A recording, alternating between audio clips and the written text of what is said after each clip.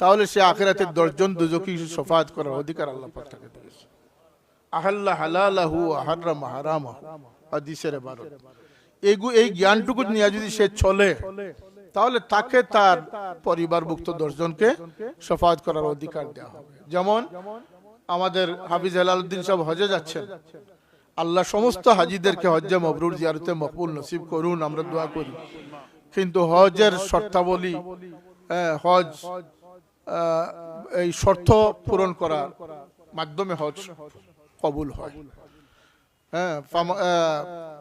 আপনার আল্লাহ বলতেছেন যে ফালা রাফাসা ওয়ালা ফুসুকা ওয়ালা জিদালা ফিল হজ, হজের মধ্যে যে সমস্ত নিষেধাজ্ঞা এসেছে সেটা থেকে তাকে বেঁচে থাকতে হবে।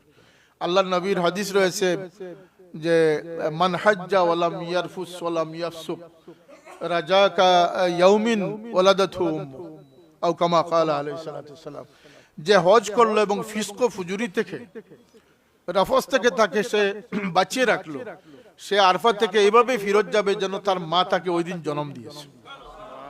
শর্ত সাপেক্ষে, শুধু সামর্থ্য মানিস্তাতা ইলাইহি সাবিল না, এই শর্তগুলো পূরণের মাধ্যমে হজ কবুল হয়। তা আমি আপনাদের সময় সংক্ষিপ্ত, আমি আপনাদের খেদমতে গুজারিশ করতেছি যে কোরআনের প্রকৃত দ্বারক্ষণ আমার পীর ও মুর্শিদ হযরত সাফিউল্লাহ রাহমাতুল্লাহ আলাইহি কোরআনে পাকের সহিশুদ্ধ তিলাওয়াতের ক্ষেত্রে যে অনন্য ভূমিকা রেখেছেন, ইনশাআল্লাহ কিয়ামত পর্যন্ত না হরফ বদলানোর চেষ্টায় কেউ সফল হবে, আর না কোরআন শরীফের সহি তিলাওয়াত নষ্টে কেউ ব্যর্থ হবে। দারুল খেদমত মহিদিয়া ফুদ্দলি ট্রাস্ট ইনশাআল্লাহ সারা দুনিয়া ব্যাপী খেদমত আঞ্জামে সফল হয়েছে, আগামীতে আরো বেশি সফল হবে ইনশাআল্লাহ। আপনাদের খেদমতে গুজারিশ, আপনারা কোরআনুল করিমের এই বাগানগুলোকে আরো সুস্পষ্টভাবে সাজানোর চেষ্টা করুন।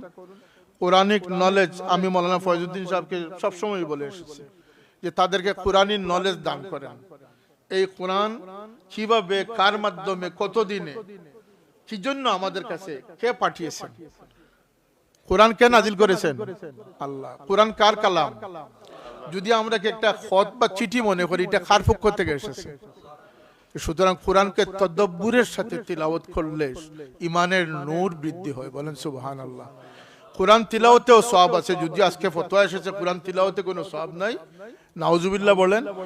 কোরআনের এমনই বরকতময় মর্যাদা সম্পন্ন একটি কিতাব, যেটি পড়লেও সওয়াব, শুনলেও সওয়াব, বুঝলেও সওয়াব। কিন্তু এই কোরআন কার পক্ষ থেকে এসেছে, এটা হচ্ছে সবচেয়ে বড় কথা। আপনি যদি বিদেশ থেকে আগে সন্তানরা চিঠি লিখতেন, তে মা অশিক্ষিত, তিনি পড়তে পারেন না, তিনি বাড়ি বাড়ি নিয়ে যেতেন, বাবা আমার এটা একটু পড়ে শোনা, আমার জাদু লিখেছে। তো অনেক আবার বলতেন যে এটা তো গতকালকে চাচি তোমাকে পড়ে শোনালাম, না আরেকবার পড়ে শোনা, আমার তৃপ্তি আসতেছে না। সুবহানাল্লাহ। প্রেমিকের চিঠি প্রেমিকা পড়তেছে, প্রেমিকার চিঠি প্রেমিক পড়তেছে, যত পড়ে তাতে ভালো লাগে। এই দৃষ্টিকোণ আনতে হবে যেটা আমার মালিক ও মৌলার পক্ষ থেকে লিপিবদ্ধ হয়েছে। সুবহানাল্লাহ। এটাকে তদব্বুরের সাথে আপনি যদি 3 পারা 10 পারা তিলাওয়াত করেন, নামাজে হোক নামাজের বাইরে হোক। ওয়ালিদ বিন আব্দুল মালিক মুসলিম জাহানের খলিফা ছিলেন। ওয়ালিদ বিন আব্দুল মালিক, আব্দুল মালিকের 4 বেটা ছিলেন, তার মধ্যে ওয়ালিদ একজন, হিশাম একজন, সুলাইমান একজন।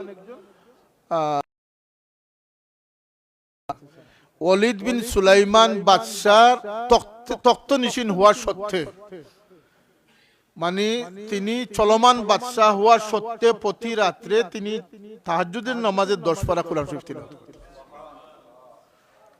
কোন জাহিদের পক্ষে এটা সম্ভব? একজন বাদশাহ, তাও অর্ধ পৃথিবীর বাদশাহ, ওমর ইবনে আব্দুল আজিজ রাহমাতুল্লাহ আলাইহির আগের জন বাদশাহ, তিনি প্রতি তাহাজ্জুদ নামাজে প্রতিদিন 10 পারা, তার মানে 3 দিনে তিনি 1 খতম কোরআন শরীফ শুধু তাহাজ্জুদের নামাজে তিলাওয়াত করতেন।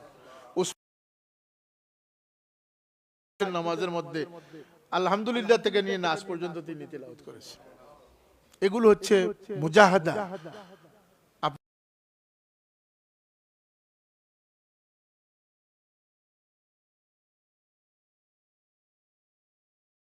বা একটা পৃষ্ঠা তদব্বুরের সাথে এটার অর্থ এই হৃদয়ঙ্গম আপনাকে জান্নাতে শুধু পৌঁছাবে না, আপনাকে নূরে নূরান্বিত করে দিবে।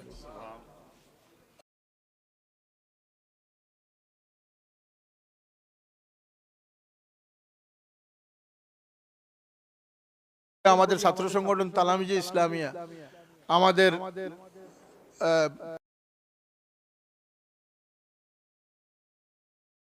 করতেছি। আল্লাহ আমাদেরকে তৌফিক দান করে দাও। আল্লাহর রশি কিন্তু নাইলনের রশিও না আর সিনথেটিক রশিও না, এই রশিটা হচ্ছে রিজালুল্লাহর রশি। আল্লাহর বান্দাদের মাধ্যমে পরস্পর রচিত এই রশির নাম হচ্ছে ওয়াতাসিমু বিহাবলিল্লাহি জামিআন ওয়ালা তাফাররাকু। কিন্তু আর কোরআনের এক মাথা আল্লাহ তার হাতের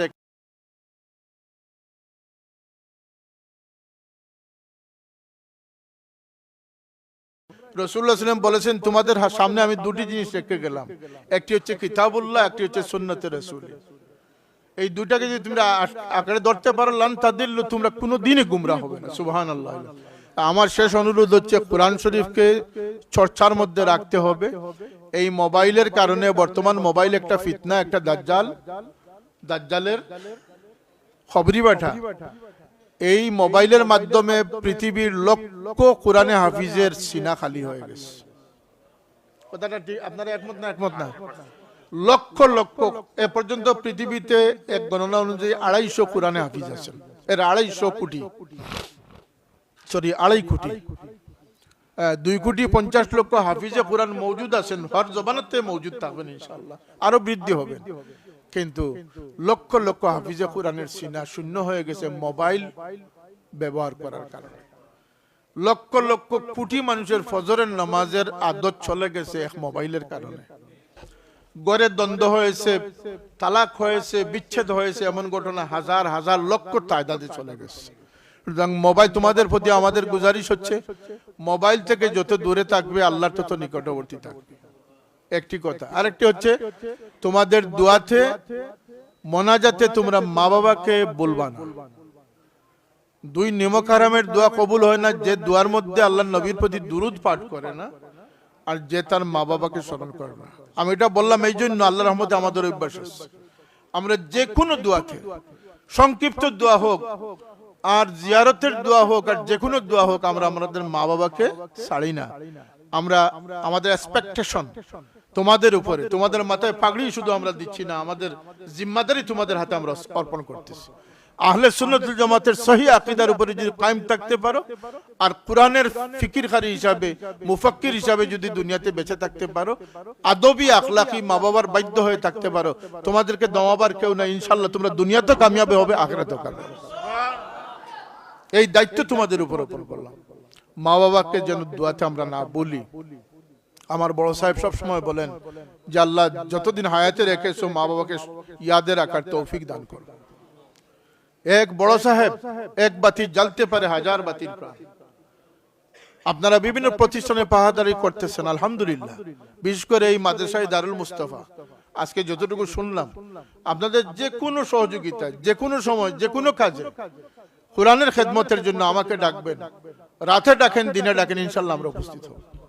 যত ঘন্টা সময় দেওয়ার প্রয়োজন সময় দেবো ইনশাল্লাহ। আমরা কোরআনের খাদিম হয়ে মরতে চাই। এক বড় সাহেব যার সহবতে লক্ষ কোটি মানুষ মা বাবার ফরমাবরদারিতে লিপ্ত আছে।